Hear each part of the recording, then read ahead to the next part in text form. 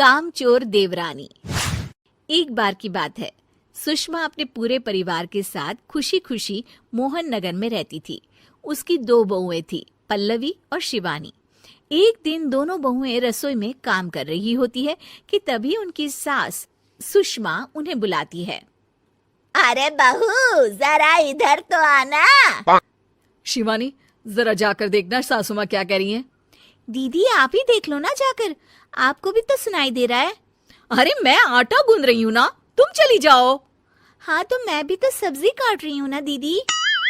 अरे बहू जल्दी आओ। ओफो, ये तो जाएगी नहीं। मैं ही जाकर देखती हूँ कि क्या करना है।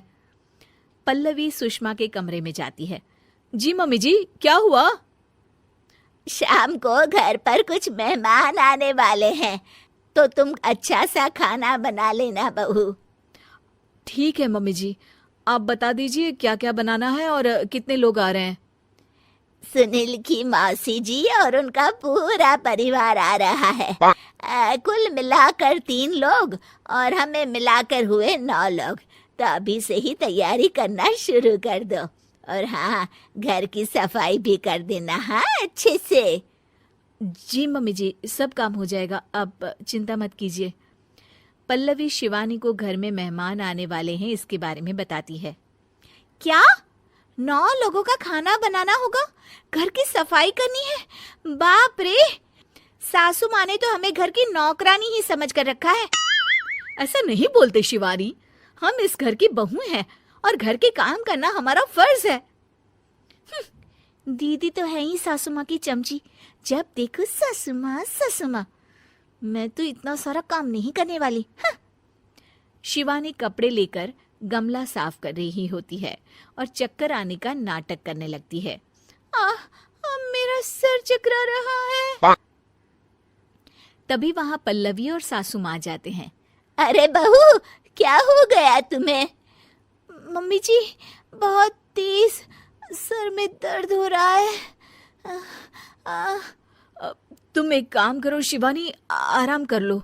नहीं नहीं दीदी, घर में मेहमान आने वाले हैं, मुझे आपकी मदद करनी चाहिए। अरे कोई बात नहीं शिवानी, तुम आराम कर लो, मैं सब काम कर लूंगी। ठीक है दीदी, अगर आप इतना कह रही हैं तो आराम कर लेती हूँ। शिवानी आराम से अपने कमरे में मैगजीन पढ़ रही होती है। इसे कहते हैं आराम की जिंदगी।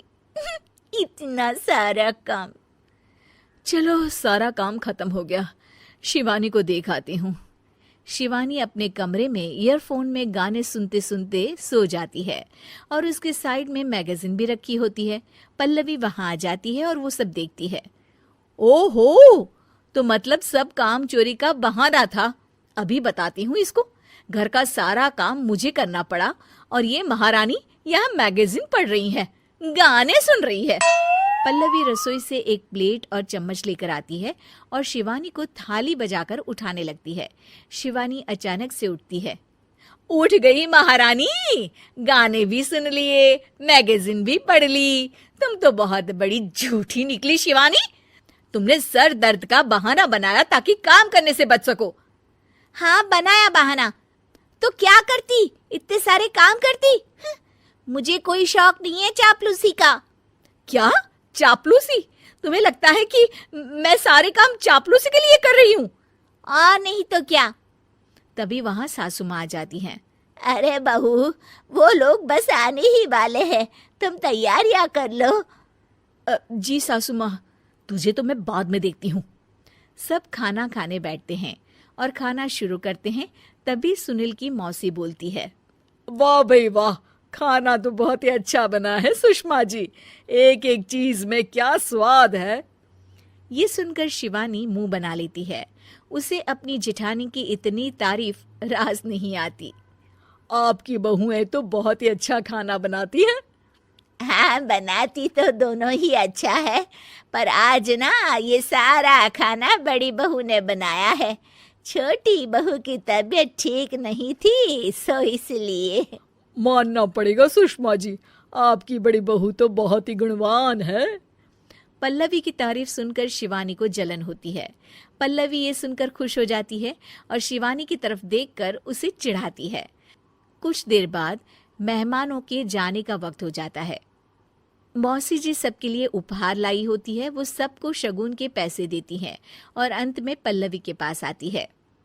तुम्हारे लिए शगुन का लिफाफा तो है ही, पर बहू तुम्हें एक और उपहार भी मिलेगा इतना अच्छा खाना बनाने के लिए।